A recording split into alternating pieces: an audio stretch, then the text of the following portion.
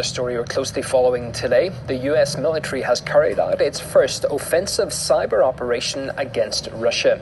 Sources told the Washington Post that US Cyber Command blocked internet access overseas to what they called a Russian troll factory during the 2018 midterm elections. Maria Finoshna is across the story for us. What we basically have is a Washington Post article claiming that the US military managed to block internet access to one Russian group known as Internet Research Agency on the day of the country's midterms, November last year. Some in America believe that this group might be involved in the alleged interference in the country's presidential elections back in 2016. Washington Post is citing a number of officials, all of whom spoke to the paper on the condition of anonymity. It is also added in the article that attack in 2018 was just the beginning of what is supposed to be a massive cyber campaign against Russia. The operation marked the first muscle flexing by US Cyber Command with intelligence from the National Security Agency. Under new authorities, it was granted by President Trump and Congress last year to bolster offensive capabilities. If it was true, it simply shows how insecure cyber-wise Russia can be. Interesting enough, this news came at the time when this topic is highly debated here in Russia on all levels. Earlier in February, Russia's State Duma adopted the first reading of a draft law requiring all Russia's ISPs to ensure it can operate in the situation when Russia's unplugged by foreign companies, by foreign forces from the global network. Many refer to this document as internet isolation, and there are critics, of course, saying that this is just the government's attempt to put some control on online life. But the Russian authorities keep saying that this is a measure to protect the country's security. I think this will bring huge damage to the US itself, not only economic, but also political damage. But it is also bad for their special services, sitting there and gathering all the information about you. But don't be afraid. I suppose they will think 100 times before doing something, but theoretically anything is possible. So we should create such segments that won't be dependent on anybody. On Wednesday, following the Washington Post article claiming that Russia's darkest fears and concerns over internet security may already be a reality, we asked Russia's president's spokesperson Dmitry Peskov to comment. The management of the world's internet is de facto carried out by several companies. That potential threat led us to consider a sovereign internet. It's not linked with the isolation or closure of our country. It's connected to protection against illegal actions.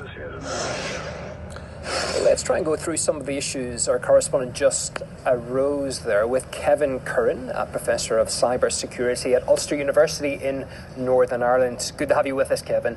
How much effort do you think it would have taken the US to carry out a cyber operation of such scale on Russian territory? They would have taken really two approaches. They would have worked on the low level, on the network blocking, the network redirection, even using what we call denial of service attacks. So at the network level, they would have blocked access again. So again, that can be technically challenging, but again, they have a huge resource. They've been around for 9 years. Again, that they are one of the 10 unified command units in the US Army. And the Cyber Command Unit, again, is taking care of all cyber warfare. Now, they haven't released exact specific details for, obviously, national security reasons, but we do know that they did block access, and we also know that they targeted individuals and that they threatened sanctions against these individuals. And of course, that about a year ago, the Mueller investigation in the US, led by the Special Counsel Mueller, indicted 13 Russians, again, against disinformation campaigns. Just talking about what's come out of this, Kevin, the Kremlin spokesperson is concerned that Russia could be unplugged from the worldwide web. How possible is something like that? Given that the internet doesn't, I suppose, live in one country, so to speak, how could something like that be pulled off? It's difficult. I mean, what you have really is the closest you have to any centralized structure on the internet is domain name service, again, DNS as we call it, and that turns your www.microsoft.com into numbers, which really is how the IP addresses is how the internet routes packets. Now they could be attacked to some degree, but really you cannot bring them down.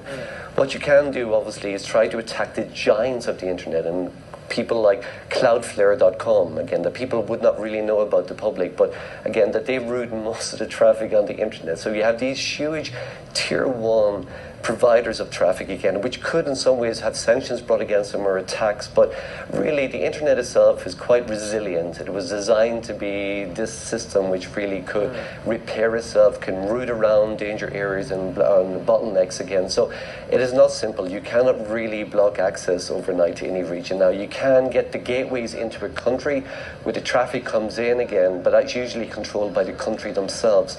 So really it's difficult to ever block access to one particular country. Yeah, as you're well aware, the internet's a global lifeline, isn't it? In today's world, being cut off can have serious consequences for everybody. Does that raise questions? What is happening now really about who controls the nuts and bolts, and with respect to your last answer, of course? Yeah, for the most part, we do have international committees which oversee, again, the way that the domain names are and the sites are registered, and things to do with the standards of the internet. Again, but what we really don't have is really any type of rules when it comes to cyber warfare. And again, we're seeing that the first offensive attack that the US have admitted to, apart from they did take out Islamic State trolls last year as well in Syria. But again, generally we're seeing